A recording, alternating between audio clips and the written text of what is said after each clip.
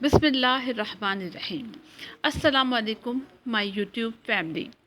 آپ نے لوح محفوظ کا ذکر تو کئی بار سنا ہوگا، لیکن یہ کیا چیز ہے، کس چیز سے بنی ہے اور کہاں ہے، اس کے بارے میں آپ کو شاید پتہ نہ ہو۔ آج میں آپ کو اس بارے میں بتاؤں گی۔ لوح عربی زبان میں تختی کو کہتے ہیں۔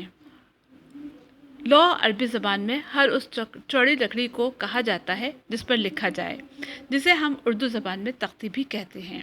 کنایتاً جس چیز پر لکھا جائے اسے لوح کہتے ہیں۔ لوح محفوظ وہ تختی ہے جس پر ساری کائنات کی تقدیر، یعنی علم الہی اور جو کچھ دنیا میں موجود ہے اس کا علم درج ہے۔ اس علم میں سے اللہ پاک جس کو جو چاہتا ہے عطا فرماتا ہے۔ لوح محفوظ کو ام الکتاب اور کتاب المکنون بھی کہا جاتا ہے۔ لوح محفوظ کو لوح محفوظ اس لیے کہا جاتا ہے کیونکہ یہ لوح مخلوق کی دست برد سے محفوظ ہے، نہ اس میں سے کوئی چوری کر سکتا ہے نہ تبدیلی۔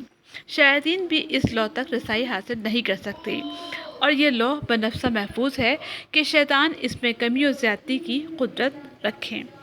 قرآن پاک میں اللہ تعالیٰ ارشاد فرماتے ہیں، اللہ جو چاہے مٹا دے اور جو چاہے ثابت رکھے، لوح محفوظ اس کے پاس ہے۔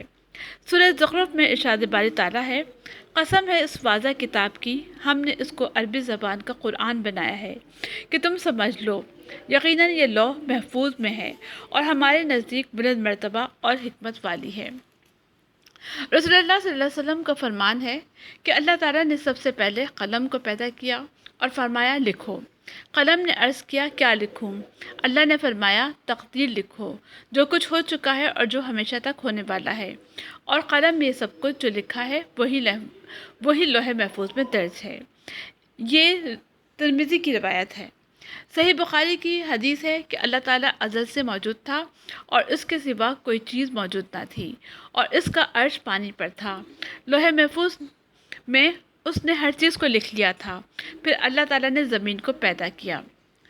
تفسیر ابن کثیر میں ابن عباس سے روایت ہے کہ لوح محفوظ سفید موتی ہے جس کا طول زمین و آسمان کے فاصلے کے برابر ہے اور عرض مشرق و مغرب کے فاصلے کے برابر ہے، اور اس کے کنارے موتی اور یاقوت کے ہیں۔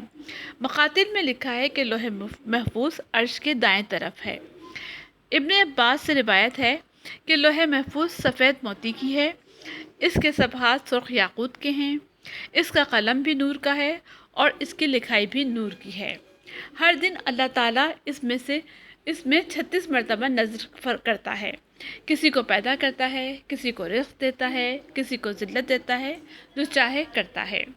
لوح محفوظ میں مخلوق کی تمام اقسام، ان کے متعلق تمام امور، مثلاً موت، رزق، اعمال اور اس کے نتائج اور ان پر نافذ ہونے والے فیصلوں کا بیان لکھا ہے۔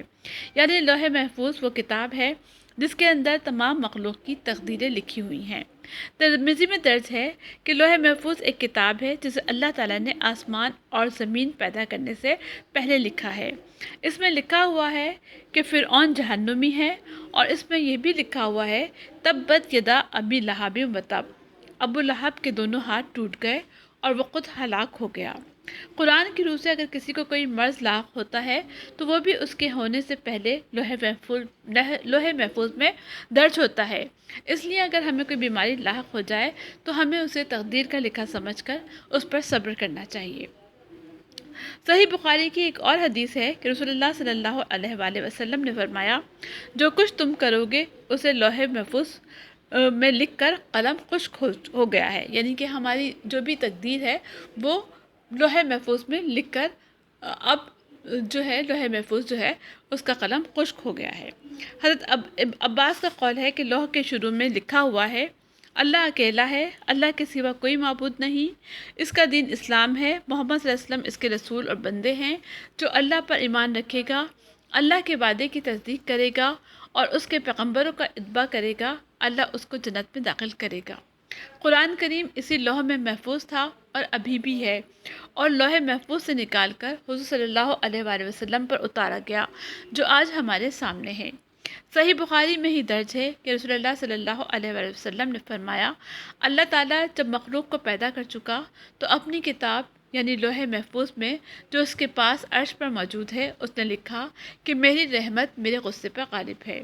لوح محفوظ ان اشیاء میں سے ہیں جن کی حقیقی کیفیت اور اللہ سبحانہ تعالیٰ اور ان کے بتانے سے رسول اللہ صلی اللہ علیہ وسلم ہی جانتے ہیں۔ وآخر دعوانا الحمدللہ رب العالمین۔